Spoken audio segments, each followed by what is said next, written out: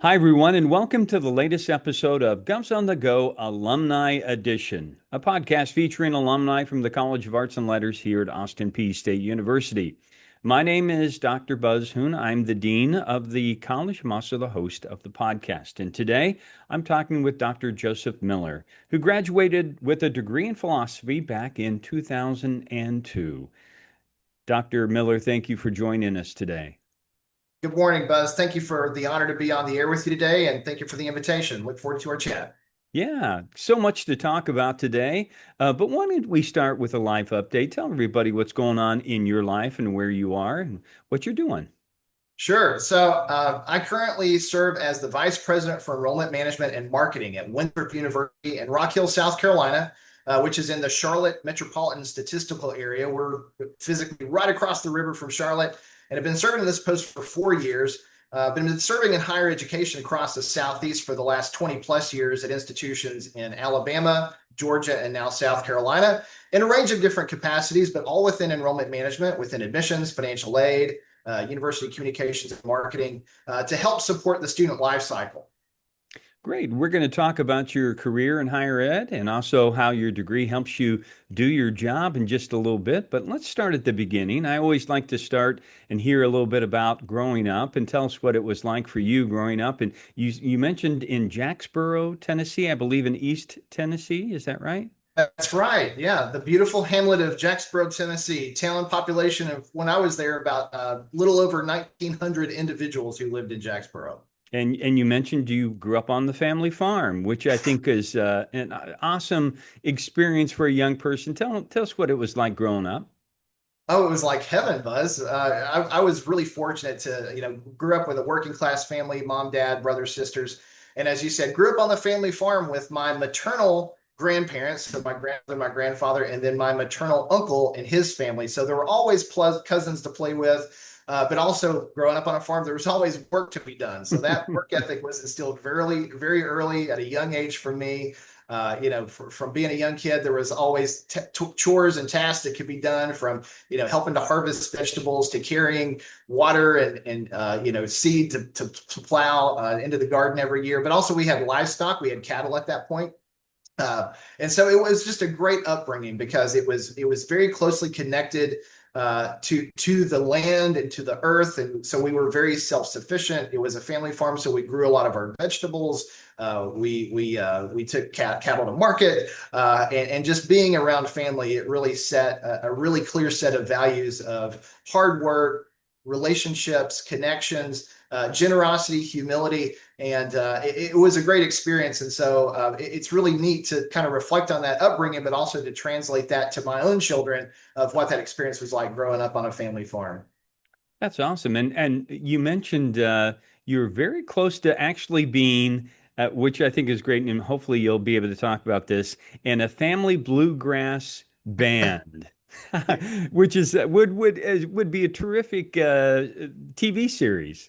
That's right. It's feeling a little Waltons-esque here, but yeah, absolutely. So my mom and my dad, wonderful people. My father, he had an interesting background in East Tennessee, and Jacksboro particularly. That city, it was the headquarters of what was then kind of busted coal mining industry in East Tennessee, the Sun Coal Company and the La Follette Coal Company. And so by the time that my parents were children, that industry had already folded in that area of town, or the area of the state. And my father's background, it's very heartwarming. His father passed away when he was 6 years old from complications from an injury from a coal mining accident. So my father grew up without a father from the time that he was 6 years old, and so learned to be very self-sufficient. learned again, the value of hard work. But one of the things that really brought him joy was music. And so he learned and self-taught himself how to play the guitar and the banjo. And so, of course, also having grown up in Tennessee, the expectation from the time that you're 3 years old, it seems, is you pick an instrument and you learn how to play it. And my father was always very encouraging of our musical talents. And with that, there was a lot of attendance at Sunday church. My father was also a lay minister. And so one of the things that he really enjoyed was playing music and singing in church, which then got passed down to me and my brothers and sisters. But my mom and dad, they would play these songs. My dad would play, my mom would sing. And so as we got older as children, we would learn to play musical instruments and we would join in singing as well. And so my father's a great lover of gospel bluegrass music. So you can imagine a lot of these church hymns and old standards like Good Old Gospel Ship and Won't Take Nothing for My Journey Now. Those became some of the standards that we would play at these churches. And so my father had this, as you kind of said, had this silent ambition of creating a family bluegrass band. And so I'm the youngest of three, Buzz. So my father played banjo and sang, my mother sang, my brother, who's the oldest in the family, he played the guitar, my sister sang. And so that means I got to learn all the tertiary bluegrass instruments like the fiddle and the mandolin. And so that was a lot of fun. And every time we get together, we still dust off the instruments, strike up some songs, and really it's just a lot of fun. It's brought a lot of meaning and enjoyment in my life. Yeah, it's like the Waltons meets the Partridge Family. Across those two TV shows together. That's right. What I love about people that grew up in a small town is you already kind of mentioned the work ethic that you learn because there's always something to do. You always have something to do. Everybody has a role in the family success. But also, I think you also mentioned the fact that at the end of the year in the harvest and how not only were you grateful for what you were able to harvest, but there was an attitude of sharing that went on within that community as well. That's right. That is one of the most fun aspects of farm life. And farm life, really, I never really considered a job. It truly is. It's a way of life. And, at the harvest time, especially thinking about where we are, we're having this call in late September. This is harvest season. And so for my family, this is the time where we would collect all the harvest of the year, look at this bounty that we would collect all across the different crops that we had, and really think about, what is our capacity? What do we need? We did our own canning and jarring and so we would preserve a lot of our own food. And so we would inevitably have all of these leftover vegetables and produce, and we would just give them away. We'd give them away to friends, families at church. And that was a really beautiful and fun for us because we would start dividing out these baskets and thinking about, who needs tomatoes, who needs corn, who needs cucumbers, who needs potatoes. And we would just put together these little, basic bushel baskets full of, bumper crop produce that we could then take to folks. And that was just a really great thing to see the gratitude from other folks, for something that really for us was, we just have this leftover vegetables or excess produce, and we're just happy to give it away. And so that spirit of generosity, you see kind of the miracle in action that happens when you grow up on a farm, that you start every year off. Basically, you start at zero and you build every year. And so especially in my work, and we can talk about that later, I really think about the work that I do in education, really in parallel and in an analogous form to gardening. You're growing, you're cultivating, you're planting seeds, you're watering, you're developing this. There's things that you can control and you can't control. But at the end of it, you have this abundance. And it's great when you can share that abundance and give that away. And to me, that really taught me the lessons of the powerful connections of community, the powerful gift of gratitude that you have, and also the capacity to be generous and share and really to extend hospitality to others. And those are values that are still very important to me as well. Absolutely. Many times, Joe, I haven't talked with you about this, about how I really see that what we do are planting seeds in the lives of young people. And then sometimes you get to see the harvest and sometimes you don't, but you have the faith that that seed will have the opportunity to grow. That's awesome. And let's talk a little bit about education, because I think sometimes people don't understand that, when you know all your teachers and your teachers know your parents, that has an impact on your own personal growth, because you can't be messing around. That's right. There's nowhere to duck and hide in a small town, right? There's no such thing as anonymity. And especially when you're in a small community. And again, I'm so fortunate for the upbringing that I had, that it was a very close, connected community. People cared for one another, looked out for one another. And so it was this very nurturing environment. I mean, it couldn't be a better cradle for somebody like me to have grown up in this kind of community. There was lots of support, lots of encouragement. And so, yeah, so at school, this was one of the areas where I was a people pleaser. Still am, kind of as an adult, but just that capacity to want to do my best and encourage my classmates to do their best. That also meant that there was no slacking off, because especially when you either went to church with some of your teachers, you saw them regularly in the community, you're inevitably going to see them at the local grocery store, and also too that these folks knew your parents. So if there was any sliding in classwork or acting up, there was inevitably going to be a phone call to your parents at some point. So having that level of both supervision, encouragement, support, but also the expectation that you really need to be on your best behavior and do your best work is another set of values that have stuck with me as well, because it isn't just a reflective piece that I'm behaving well and doing well for my own benefit, but really I'm helping to set the tone for my classmates, my colleagues, and to kind of position myself as a leader and kind of modeling what that good behavior and what those expectations for good quality work needs to look like. So really, it's back to one of the values of community, value to community and commitment to community. It's doing your best so that you can help lift everybody else to achieve and do their best as well. So what kind of things did you like to do when you were in high school? And did you know you're going to go into higher ed? Or did you think that you're going to go back to the farm? That's a great question. When I remember being a high school student and just really enjoying all subjects. I mean, I really enjoyed math and English and history and science and just loved it all. And it wasn't until I was a junior in high school and was introduced to a teacher at my high school who was an Austin Peay grad, and he taught our high school psychology courses. And so he and I had conversations, and I got really excited about the prospect of studying psychology. I just love the science behind it, and also understanding how the mind works and how our thoughts and actions affect our behavior. But as it turned out, his wife, who was my senior English teacher, was also an Austin Peay grad. And she and I had conversations about psychology, and she would give us reading assignments in our senior English class. And I tended to gravitate more towards readings that were nonfiction. I really fell in love with reading Ralph Waldo Emerson, Henry David Thoreau, and then she introduced me to the collected works of Plato. And I just really loved it. I read the Apology, the Critia, the Phaedo, the Meno, and her name was Joy Davis. She has passed away since, but Miss Davis said, Joseph, if you really enjoy reading these kinds of books, this type of literature falls into a category called philosophy. And I said, oh gosh, that sounds interesting. What is that? Is that anything like psychology? She said, well, psychology was birthed out of philosophy, but let me tell you a little bit about it. And so she explained to me how, just like science is based on observation, measurement, and experimentation, that philosophy is based on logic, argumentation, and critical thinking. And I thought, oh my gosh, this is exactly what I've been looking for. And so I'm very, very grateful that I had teachers who could help me express my interest and help clarify my interest, because that helped prepare me as I was looking for colleges to land on programs that had philosophy. And I knew at that point I wanted to escape in a sort of a way from East Tennessee. I was hungry for a new adventure. I wanted to see a different part of the state.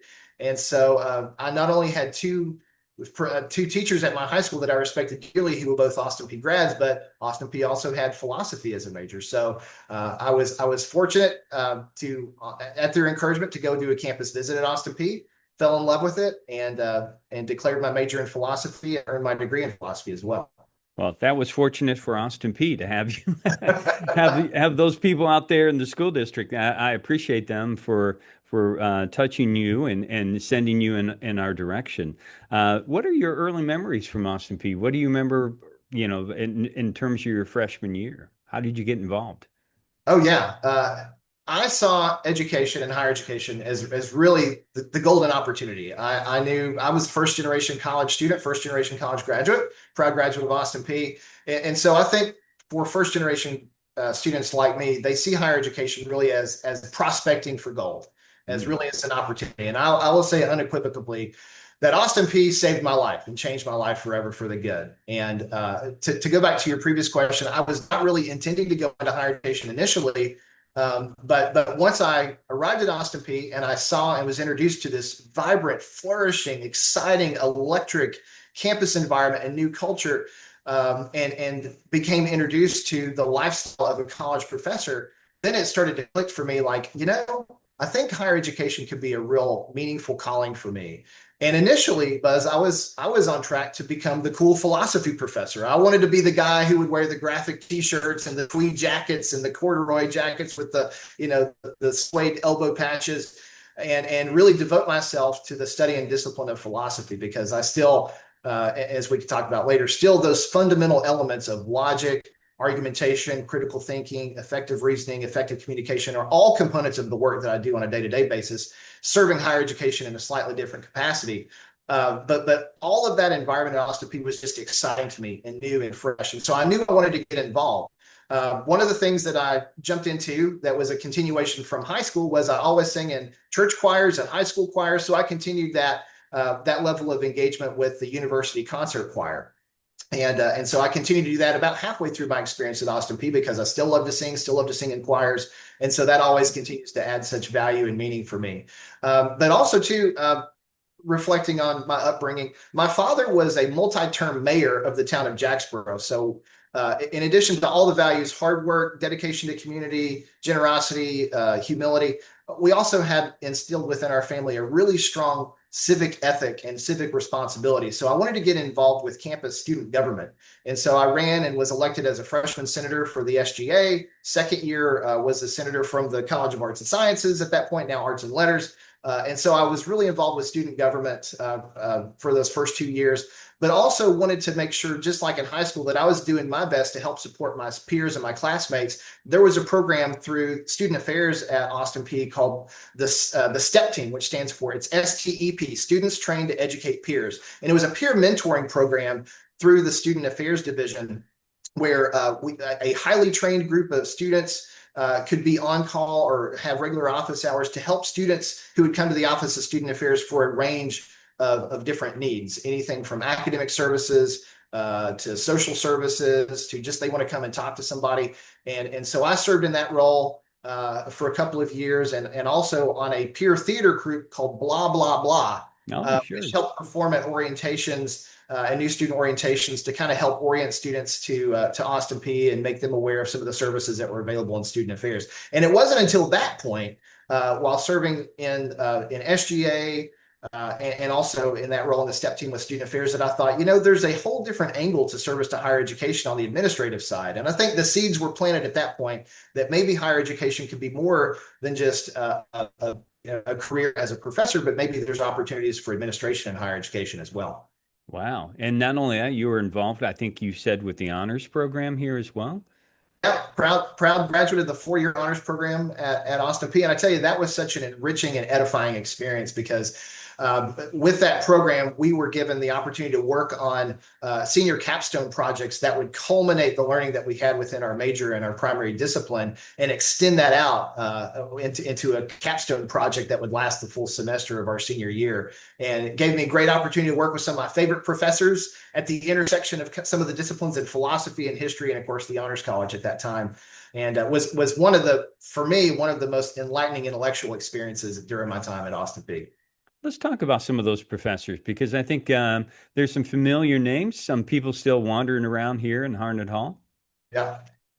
So as a philosophy major, the 3 professors that I interacted with the most were Dr. Albert Randall and Dr. Mark Michael. Dr. Randall was my advisor, and just a delightful, wonderful human being, and inspired me in so many different ways to continue to be curious, to push my limits, to challenge me, and to help me accomplish things that I thought that I never would. And also was the co-director of my senior capstone thesis with the honors program as well. Dr. Mark Michael also encouraged me, challenged me, really encouraged me to start thinking about how to extend my education at Austin Peay into graduate study, and to start presenting papers at undergraduate philosophy conferences throughout the state, which I did twice at his recommendation. Also, Dr. Michelle Butts, who was at the time the advisor of the Omicron Delta Kappa honor society at Austin Peay, but also had taught several courses that I'd taken in the Department of History and also some of our honors program courses. Also, Dr. Jordy Rocheleau, who was coming on during my final year at Austin Peay, but I got to serve on his search committee when he was applying for the role of a professor of philosophy at Austin Peay. But also two other faculty I'd love to mention are Dr. Tim Winters, who is my minor advisor in the classics department, who I then also accompanied on one of his study abroad trips to Greece. And of course, who is then who is now the honors director, but the previous honors director when I was a student is Dr. Aline Fye Olson, who made sure that I was taking a rigorous curriculum, that I was meeting all the expectations, making sure, just like my teachers in high school, that I wasn't slacking off and that I was applying myself to my very best work at Austin Peay. But I really reflect on the most influential professors. It's really that bundle of folks. So Dr. Randall, Dr. Michael, Dr. Rocheleau, Dr. Butts, Dr. Winters, and Dr. Aline Fye Olson. Just incredibly talented, smart, creative, hardworking people who absolutely, truly love their students. And as a student, I definitely appreciated that at the time and still to today. And one of the things that I don't think we credit sometimes with impacting and influencing our direction are the people that we hang around with, our friends, the social group. And you did such an excellent job of listing so many names. And I know you probably can't give all of them, but just talk a little bit about the people that were your peers and how they impacted you. Yeah, if I could run if I could run sort of an ending credits to my life, there would be this list of credits of all my friends and classmates at Austin Peay that would definitely be on that list. But I found my people at Austin Peay at the intersection of lots of different areas of campus. Again, I kind of positioned myself and fancied myself as this Renaissance guy, just because, like I explained in high school, I really liked every subject. And when I got to Austin Peay, that only fueled that passion to get involved in different areas across campus. So, while I loved my discipline of philosophy and was in the honors college, a lot of my friend group were also in the College of Visual and Performing Arts and theater and the sciences. And so I really just enjoyed their company and enjoyed the conversations that we would have, especially in the dining hall. We would just get around the table and just kind of talk about our classes and what we were learning, and kind of extending those conversations into, what if we, what if, can we have an aesthetic conversation about the value and quality of music? Talking about maybe they just taken a music appreciation class, and we could then throw an aesthetics conversation for my philosophy class. So it was a really exciting, vibrant, with a lot of talented, creative, smart people. I was really fortunate too that as part of the honors college, we had a residential living and learning community in Harville Hall, right next to Harnett Hall, where the honors program was housed at that time. So I got to experience the benefit of living in an honors residence hall at the time with all these individuals who also were coming from multiple different disciplines across the university. But we would go out and we would support their activities. So a lot of us would go to Traherne, to the art shows, to the theater shows, to Mass Comm building for all of the great musical performances at Austin Peay as well. But we'd also go and cheer them on if they were doing a science presentation, or else if they had some sort of capstone that they were also delivering. And that was a great outlet for us, because we wanted to make sure we were supporting one another, but also getting the best out of our student experience at Austin Peay. And of course, so many athletic opportunities to go cheer on the Govs at basketball, volleyball, football events. I mean, it was a lively and vibrant campus environment, and we were sponges, and we wanted to soak up every moment of it. But the friends that I still am in contact with today, I reflect on. These are still folks that I met within my second semester at Austin Peay that have turned into lifelong friends, that we still stay connected. One other notable event that happened during your time here was the tornado, and boy, you're kind of spanned the before Austin Peay and then afterwards. What do you remember about that event? Yeah, talk about the defining moments of your life. I remember being woken up early in the morning, and there's a fantastic friend of mine.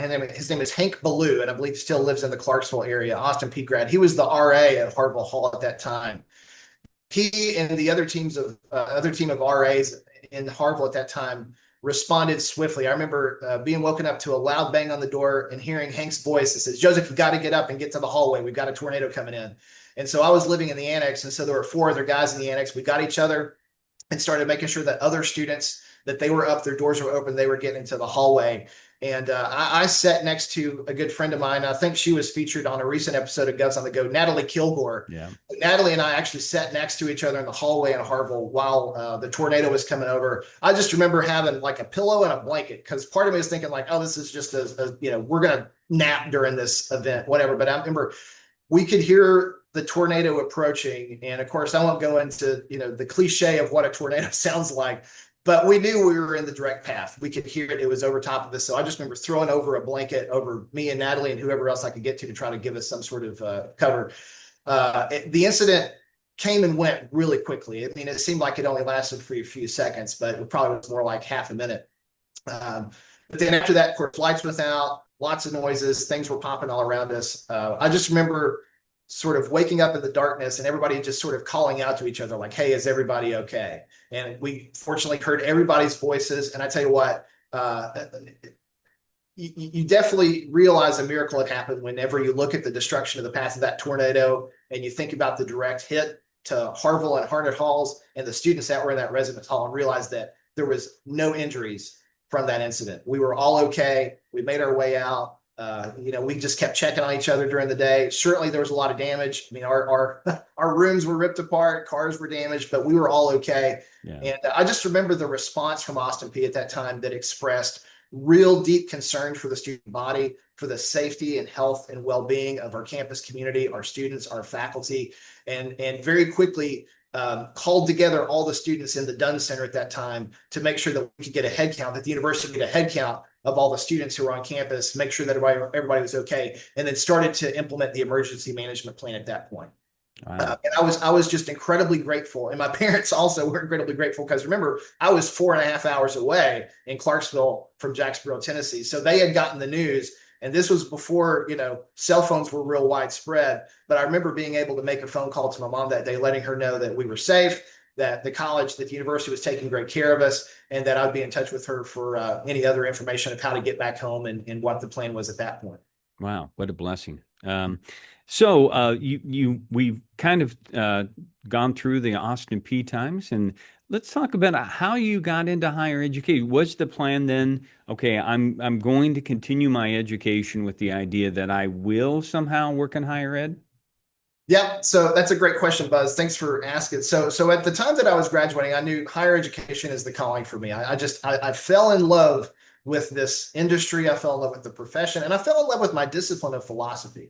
And I really saw the value of a liberal arts education, and the extension of what that means. So not just in the discipline of philosophy, but really what you learn, the best of what is the product and the outcome of liberal arts education, which is you have people who are creative thinkers, they're analytical reasoners, they're critical thinkers, they're creative, they can communicate well, and they can expand across a range of knowledge and bring that back into a centralized area of study. So for me, I knew that the liberal arts are really the core of why I think that the American higher education system is really the gold standard in education in the world, and why it continues to be in such high demand. And so leaving Austin Peay, my ambition again was to go be a philosophy professor. Again, the guy with the graphic tees and the suede jacket. But I learned along the time, so I did complete my master's in intellectual history, because my interest in philosophy morphed at the time. So I was focused on epistemology, intellectual history, and ethics. Graduated with a really exciting program where I got to finish a master's thesis in an area of classics and classical philosophy on Cicero. But at that point, I decided to take a break, because I was observing what was happening in the higher education marketplace, especially in philosophy programs. There was a reduction in the number of PhD students that were getting admitted into philosophy programs. There was also a reduction in the number of philosophy programs, and this is where philosophy programs started to close down. And so I decided at that point that I really needed to reevaluate what my ambitions were in higher education. Do I want to follow the academic path, or do you want to follow the administrative path? Because at that same time I was working in higher education, I was serving as a director of admission at Huntington College in Montgomery, Alabama at that time, and really fell in love with the administrative side of higher education. And so I had this moment of clarity where I needed to come to terms with, do I see myself dedicating myself to the discipline of philosophy, or can I bring value to the profession of higher education, and especially enrollment management, by serving the academy, by delivering and resourcing and equipping the right students. Because at the core of the enterprise, we're all about teaching and learning. You need faculty and you need students to do that. So I decided at that time that my value to higher education and my gift back to higher education would be on the administrative side through enrollment management to source and provide a pipeline of students to fuel into the industry of higher education. And so over the past 20 years, I've continued to serve in that role. I've had the opportunity to serve as an adjunct professor as well. But really, I found this new passion in serving higher education in an administrative role through enrollment management. So you talk about those tools that you were able to transfer and work so well in this area. I mean, I'm sure you have had many opportunities to talk to not only young people, but talk to their parents about the importance of higher education and how it transformed you. You've got this personal story, but how then we tell this, try to promote this and keep this alive for the rest of so many young people. How do you approach that, at that trying to retell the story of higher education for today's youth? Yeah, that's a really great question. Especially at a time when in our environment right now, there's such pressure and criticism and scrutiny of the value of higher education, and really even sort of contempt and dismissal of the value of higher education right now. But I would challenge and continue to look at the opportunities for growth that higher education provides to students when they're thinking about their professional life cycle. That even though there are these ebbs and flows over the past decades of what is the value of higher education? Can this help me get a job? Does this guarantee success? Will I recoup my investment that I make in higher education with future earnings? And the answer to that continuously, resoundingly, is yes. There is no better investment that an individual, a young student, can make than in their own education with a clearly defined pathway of what those outcomes need to be, whether that's professional career, life goals, other extended outcomes for why they're getting higher education. And so especially in a liberal arts setting where you have a regional comprehensive research institution that has a flourishing portfolio of academic programs, but is still ensconced in what is the very best of a liberal arts education, where students get exposed to multiple areas of study. There is a range of thinking that is involved, and especially in a competitive international global marketplace that we're entering today, students need those skills to be competitive in what is not what higher education was for 20 years ago, but how higher education is equipping students for the future in the next 20 years.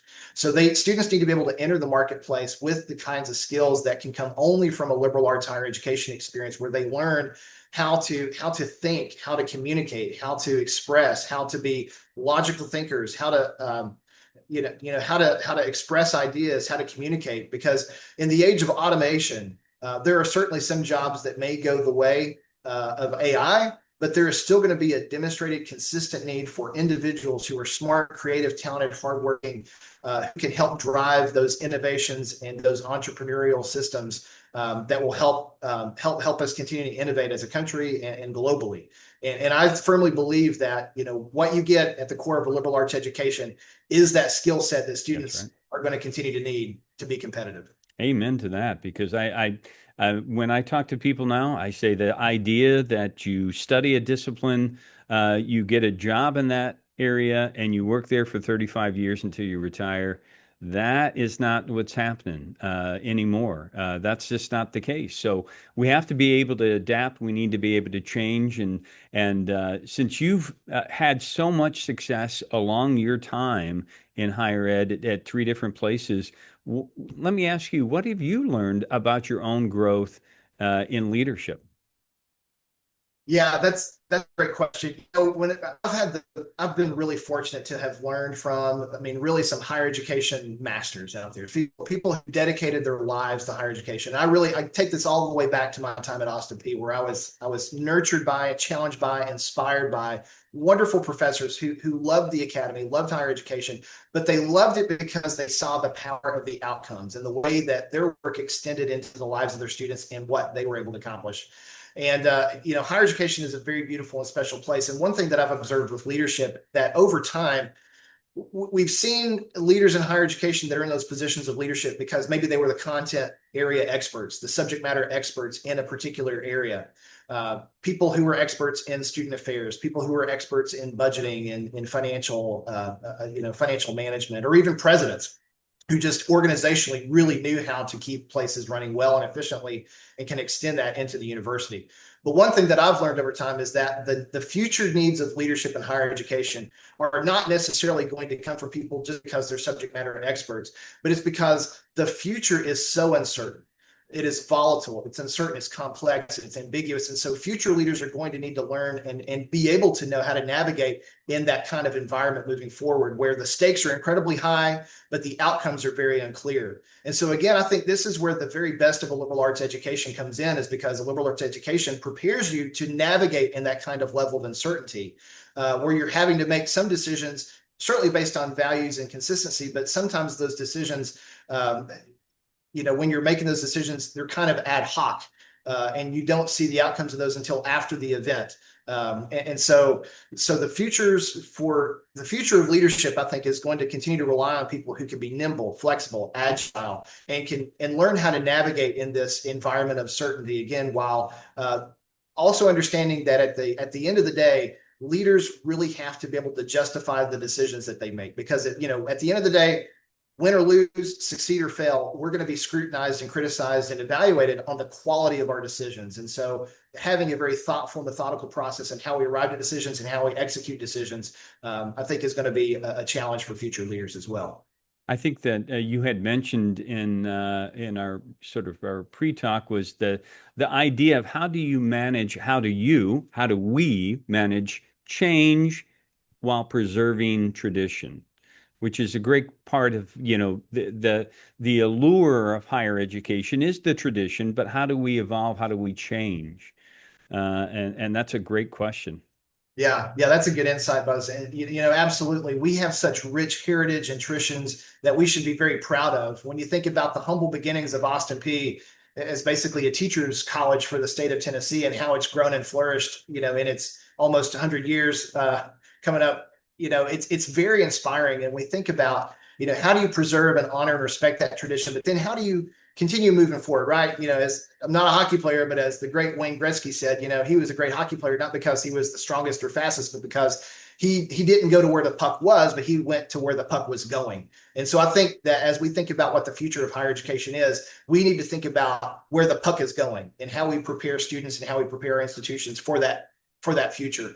So it's almost like, to use another analogy, it's kind of like, sailing a sailboat on a lake, where you're tacking your sails constantly to stay with the wind. Mm-hmm. And so in higher education, I see us kind of doing that same motion of tacking our sails between continuity of respecting our history and traditions, but also respecting change, that we know that we have to continue to innovate. But honestly, that has been the life cycle of higher education. Higher education has always been about moving forward, innovating, being responsive to the market, being responsive to student demands and market needs, and to help preparing our students for what the future is and what lies ahead, while at the same time, again, navigating that course between continuity and change.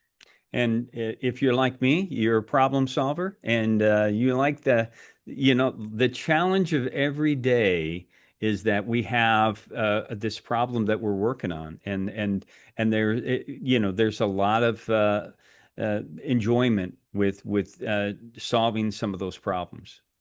That's right. It's exciting. It's invigorating. And this is what gets me up every day, to know that no 2 days are going to be the same. That's right. And what we're trying to address at the end of the day, especially in higher education and from enrollment management, is how can I connect the institution with the potential marketplace of students who are interested in higher education to help fulfill their wants and needs and desires for the future life that they're trying to build. Right.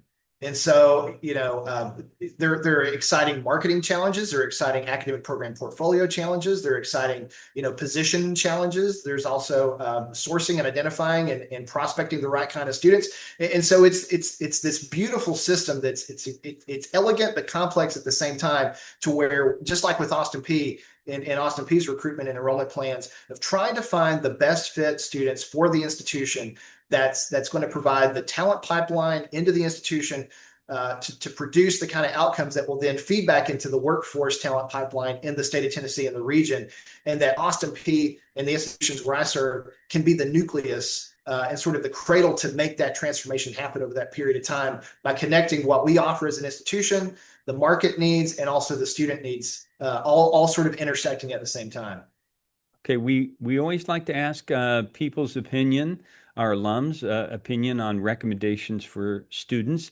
And you've got this very unique, and you've got your personal mediated sort of perception because you have been transformed yourself, as you mentioned, but this is your job as well. So I'm interested in hearing what your recommendations for college students today is. Oh my gosh. You know, someone, not to kind of extend another analogy, but one of the best analogies that someone gave me about what a student experience can be like at a university is to think about a university as a gym membership. Yeah, you're paying tuition just like you pay, fees to get into the gym, and you've got all this equipment out to you. But if you just work on one machine, you're not getting the full experience. So just like in higher education, students, you're paying tuition, you've got access to all these incredible amenities and resources and cultural events, and you want to get the best out of your experience. You have paid for this, so to speak. This is what's available to you. And these years during college are the most exciting, invigorating, enlightening, edifying times of your life. And so it's important that students break out of their shell. If you're coming to Austin Peay to be an athlete, that's great. But go to an art show, go to a music show, go support your students, your friends, your classmates who are giving paper presentations. If you're coming to Austin Peay as a business major, that's great. Lean into that. But again, extend yourself out across campus because there are so many things, so much enrichment that is at a college campus. And that's one thing that I really encourage. I found so much value and meaning and context and still do today and just extending out and really enjoying all that there is across the university campus because it's a vibrant, lively, exciting, electric place. But the other two things I'd recommend is college students, please get your sleep. If you get off your sleep cycle, that's gonna derail the train. You don't want that. But also too, one of the greatest experiences I had was on the weekends, we could hit the pause button and just enjoy the social aspects of college. We would always go to brunch in the dining hall on Saturdays and Sundays. Number one, it's one of the best meals in the dining hall per week, but it's sort of a nice laid back rhythm to the week as well, where you can just really enjoy and reconnect with your colleagues and classmates and just check in and see how everybody's doing. Because again, you're there for yourself, but you're also there for the community. So do your best to achieve your best, but also do your best so that you can help model and support others in doing their best as well. Yeah. I've been relaying the same sort of advice to college students for years. Say yes, say yes, say yes to all those things. And eventually you will have to say no because you have to sleep, you have to eat, you have to study, you need to recoup. But start with yes and work your way to no. But I am glad that you said yes, not only to coming to Austin Peay, but also saying yes to being on the podcast. It's been a pleasure, Dr. Miller. I appreciate it. Thank you, Buzz. It's been a delight. Thank you so much. And thanks for all our listeners and viewers out there for checking out the podcast. We hope that you will continue to join us as we profile some of the outstanding alumni we have in the College of Arts and Letters here at Austin Peay State University. So until next time, stay safe, take care, and God bless.